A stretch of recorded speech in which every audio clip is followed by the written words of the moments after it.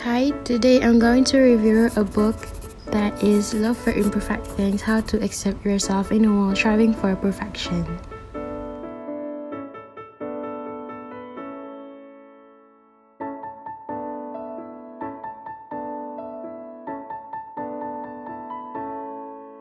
This edition of Love for Imperfect Things, How to Accept Yourself in a World Striving for Perfection has been published on 2018, written by Haemin Sunim. It is translated by Deborah Smith and Haemin Sunim and illustrated by Liz Fang.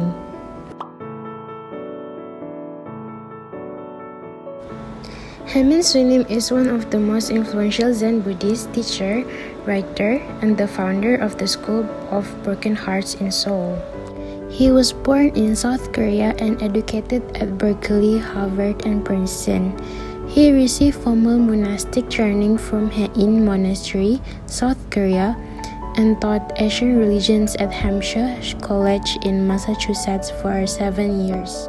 He is also the author of Things You Can See Only When You Slow Down, which is his first book that has been translated to more than 35 different languages and sold over 4 million copies. So that's the end of Haemin Sunim biography, and now we're going to move on to book review. Love for Imperfect Things is a non-fiction, which it is a self-help book that can guide me as a reader to solve my own problems.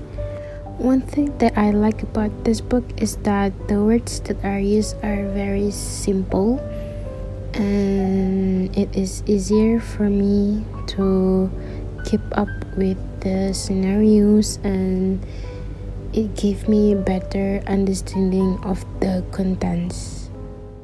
So this book contains 8 chapters altogether, and each chapter consists of 2 subtopics, and each of the topics, they are short, insightful narrative and scenarios of the author perspective, and each of the topics will end with beautiful poems.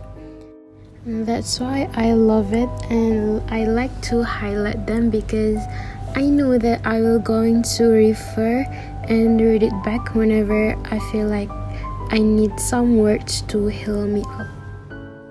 And not to forget that the illustrations are very appealing, that it attracts me more to read and continue more because the chosen colors are just perfect, that it can make me feel calm and enjoying it. As I mentioned, there are 8 chapters in total, which are self-care, family, empathy, relationships, courage, healing, enlightenment, and lastly, acceptance. I can relate with some of the topics, and I do really feel that this book understands me, my life, that sometimes I don't even notice it myself. It seems like this book is having conversation with my inner self. So I'm going to take chapter 1 as an example, which is self-care. The subtopics are don't be too good and your existence is already enough. The first one, it's about don't be too good kind of person, that you don't put yourself first and prioritize others. By reading this chapter, I learned that it is fine to express my feelings, saying no to something that I don't like or not my way.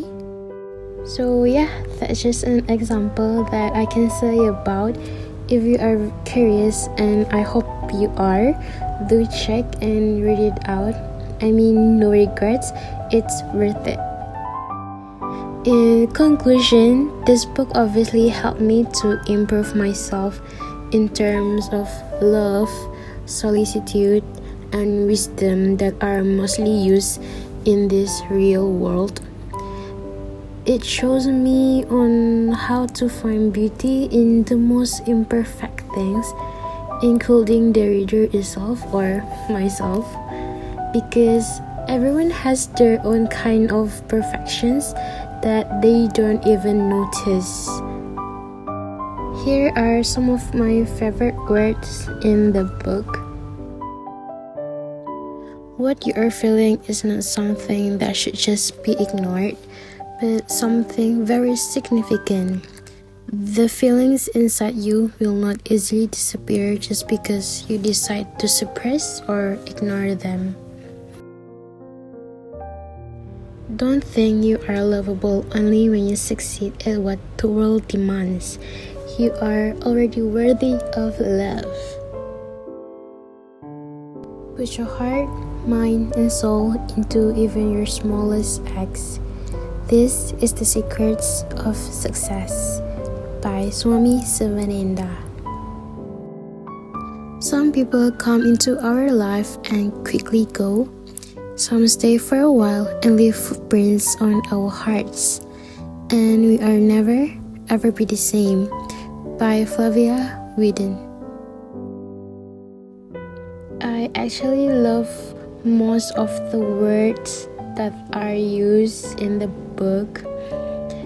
And yes, this is the end of my video. Thank you for watching.